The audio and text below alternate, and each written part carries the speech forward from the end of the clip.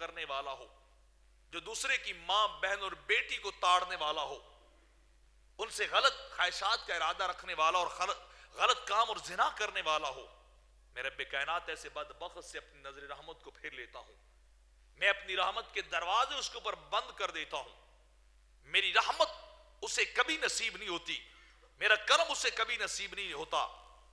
اور پھر یہ کرنا جو اپنے لیے پسند کرنا ہے نا، وہ دوسروں کے لیے بھی کرنا۔ جب میں چاہتا ہوں،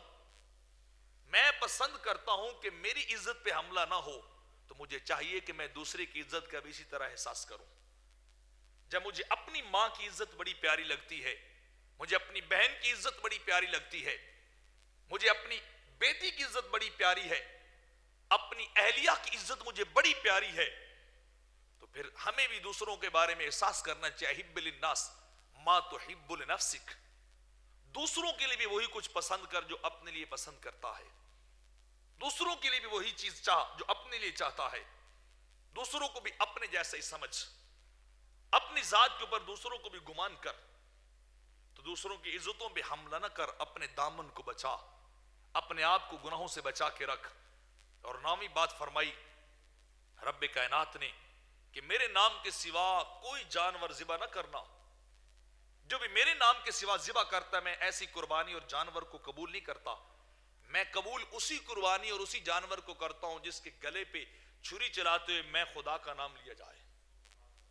اللہ کا نام لیا جائے، وہ قربانی اللہ کی بارگاہ میں قبول ہے، اللہ اسے قبول کرتا ہے۔ دوسری بات، جانوروں اور قربانیوں کو رب کائنات کبھی بھی قبول نہیں کرتا، وہ تو حرام گوشت کھانے کے قابل بھی نہیں رہتا جس کو چھری پھیرتے ہوئے ذبح کرتے ہوئے اللہ کے علاوہ غیر کا نام لیا جائے، کسی اور کا جو ہے وہ نام لیا جائے، تو فرمایا میرے سوا کسی اور کا نام نہیں لینا۔ اور 10ویں بات رب کائنات نے ارشاد فرمائی، جب پورا ہفتہ تمہاری قوم اور تم کام کر لو، تو آخری دن سیٹرڈے سینچر کے دن کو، ہفتے والے دن کو سارے کام کاج چھوڑو، وہ دن فقط میری عبادت کے لیے خاص کر لو،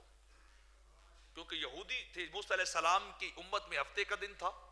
عبادت کے لیے، ہمارے ہاں جمعہ ہے، عیسائیوں کے ہاں سنڈے اتوار بنا دیا گیا، تو فرمایا جب سینچر کا دن آئے، جب آخری دن آئے ہفتے کا، تو سارے کام کاج چھوڑنے اور اپنے آپ کو اپنے خدا کے لیے وقف کرنا ہے، اپنے خدا کے حضور جانے کی تیاری کرنی ہے، صبح سے تیاری کر کے صبح سے لے کے شام تک یہ دن میرے نام پہ تمہیں گزارنا چاہیے۔ اور جب یہ بات میرے کریم آقا علیہ الصلوۃ والسلام نے فرمائی، تو آپ نے ساتھ یہ وضاحت بھی فرمائی کہ وہ اگلا دن ہفتے کا تو ان کے لیے تھا، رب کائنات نے ہمارے لیے جمعے کا دن بنایا ہے، ان کی بندگی اور عبادت اور اللہ کی بارگاہ میں حاضری کا دن خصوصی طور پر جو اجتماعی شکل میں تھا وہ ہفتے کا تھا، عیسائیوں کا اتوار کا دن ہے، اور میری امت کا دن رب کائنات نے جمعہ بنایا ہے۔